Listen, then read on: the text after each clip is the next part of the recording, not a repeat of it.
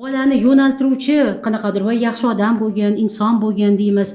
Keyin yoki aytamiz doktor bo'lgin, tam o'qituvchi bo'lgin deymiz. Ya'ni bular ham har xil narsa. Ularni ham buni nima uchun ajratib beramiz? Ota-ona ham, bog'cha bola ham, o'qituvchilar ham, o'sha opa-ukalar ham qanaqa qilib gapirishi, qayerga yo'naltirishni bilishlari kerak. Mana strategik maqsadlar degan bor turi va taktik maqsadlar. Ya'ni mana strategik maqsadlar bu uzoqni ko'zlovchi maqsadlar o'zi. Oilaning kattalari yoki yetakchilari tomonidan qo'yiladi bu.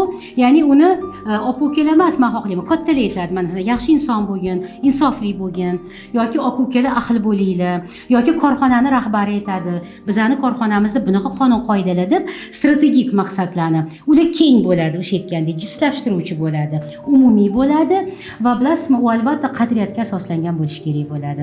Chunki o'sha yaxshi inson bo'lgin, bu ham qadriyat. Korxonamizda o'g'irlik yo'q, bu ham bir qadriyat. Oilamizda hamma deylik ahil, bu ham bitta qadriyat.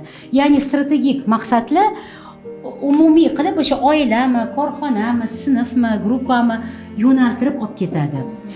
Taktik maqsadlar bo'lish kerak.